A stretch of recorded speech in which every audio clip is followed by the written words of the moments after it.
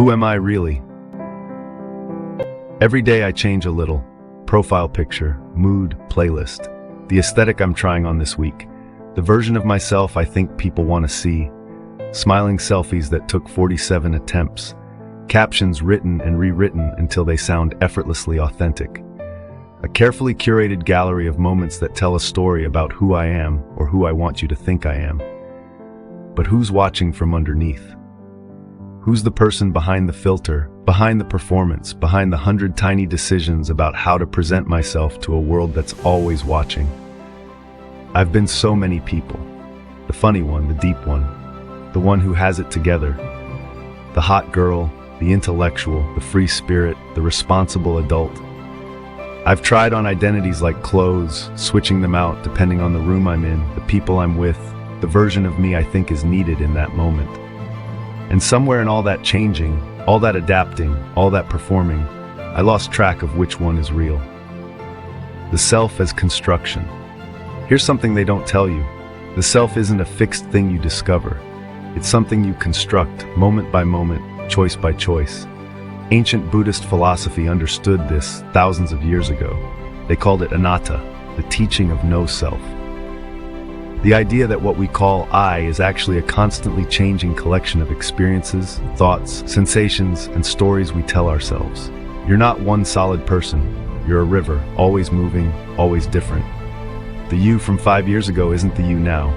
The you in this moment isn't the you 5 minutes from now. Every cell in your body replaces itself over time. Your thoughts shift, your beliefs evolve, even your memories change each time you recall them. So when you ask, who am I really? The question itself is a trap, because there is no fixed really. There's only this moment, this version, this ever-changing expression of consciousness having a temporary human experience. But our generation forgot this ancient wisdom. We were told to find ourselves, as if the self is a lost object waiting to be discovered. We were told to be authentic, as if authenticity is a single unchanging truth rather than a practice. We were sold the myth that there's a real you underneath all the layers, and if you could just peel back enough, you'd finally know who you are. So we keep searching, keep changing, keep trying on new identities like we're shopping for the perfect outfit. And the exhaustion comes not from the changing. Changing is natural. The exhaustion comes from pretending we're not changing, from trying to maintain a consistent brand of ourselves while our inner world shifts like sand. The performance of self. Maybe the problem isn't that I don't know who I am. Maybe it's that I'm scared to find out. Because what if underneath all the filters, all the carefully crafted personas, all the versions I've built for different audiences, what if there's nothing there? Or worse, what if there's something there I don't like? Something messy, contradictory, unimpressive, something that doesn't fit neatly into an aesthetic or a bio or a 3-word personality description. Social media taught us that identity is a performance. You're not just living your life, you're documenting it, curating it, selling it. Your feed becomes a portfolio of who you want people to think you are.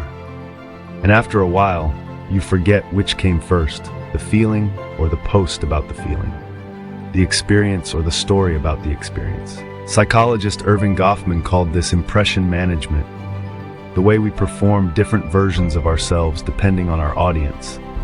But he was writing in 1959, before smartphones, before Instagram, before the performance became permanent and public and algorithmically optimized.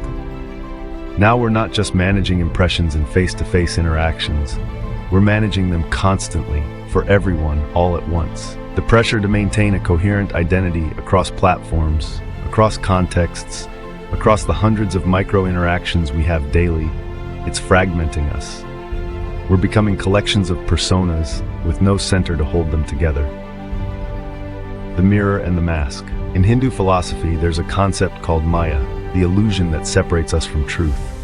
Maya isn't just external illusion, it's the stories we tell ourselves about who we are. The masks we wear so long we forget they're masks. The roles we play so convincingly we believe them ourselves. But underneath Maya, the teachings say, there's something unchanging. They call it Atman, the true self, the witness, the consciousness observing all the changing forms. Not the thoughts, not the emotions, not the personality, but the awareness experiencing them. You are not your Instagram feed. You are the one watching the feed. You are not your anxious thoughts. You are the space in which those thoughts arise. You are not the character you play. You are the actor who's been playing so long they forgot they were acting. The Sufi mystic Rumi wrote, "Your task is not to seek for love, but merely to seek and find all the barriers within yourself that you have built against it." The same is true for identity. You don't need to find yourself. You need to remove the barriers you've built that keep you from seeing what was always there. The exhaustion of becoming. Every spiritual tradition points to the same truth. You are already whole. You are already enough. Not the future version of you. Not the optimized version. Not the version with more followers or more achievements or more self-awareness.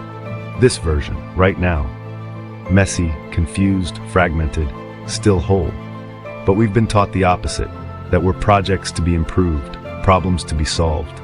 Works in progress that will someday be finished if we just work hard enough, heal enough, grow enough.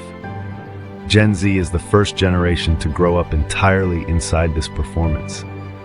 You learned to curate your identity before you even developed one. You were told to be yourself before you knew who that was. You were given infinite options for who you could be and no guidance on how to choose. So you became everyone and no one, adapting, shifting, reinventing. Not because you're fake or phony, but because you're trying to survive in a world that demands constant change, while also demanding consistent authenticity. It's an impossible standard, and the exhaustion you feel isn't weakness.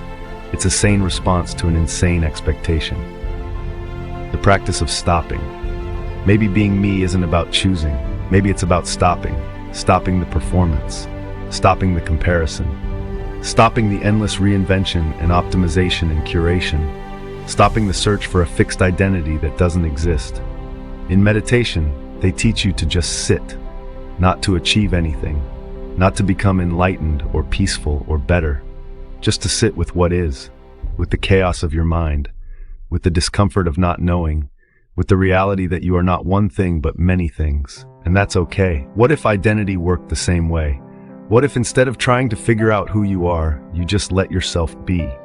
Let yourself contradict yourself. Let yourself change your mind. Let yourself be funny today and serious tomorrow. Let yourself like different things, want different things, become different things.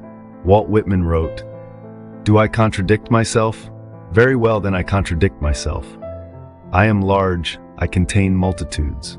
You are not a brand. You are not a character. You are a universe, vast, complex, ever-expanding. Why would you reduce that to a single story?" The clearing. The Zen masters have a saying, before enlightenment, chop wood, carry water. After enlightenment, chop wood, carry water. The activities don't change. What changes is the relationship to them. The need to make them mean something dissolves. Maybe selfhood is the same.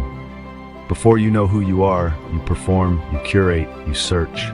After you accept that there's no fixed self to find, you still do those things, but without the weight of trying to prove something. You post the picture because you like it, not because it fits your brand. You change because you're changing, not because you're lost. The fog on the mirror isn't something to wipe away forever. It returns. That's the nature of fog, of breath, of being alive.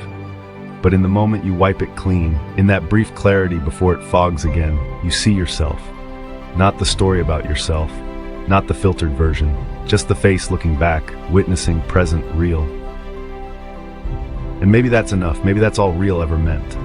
Not a fixed identity carved in stone, but a practice of presence.